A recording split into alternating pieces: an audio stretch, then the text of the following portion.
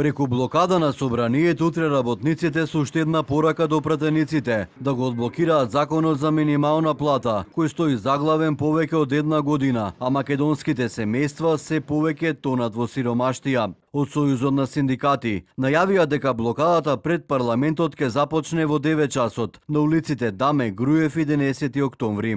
За истиот временски период секое семејство е посиромашно за 9500 денари месечно, затоа што вредноста на синдикалната минимална кошница е зголемена за толку пари во истиот период.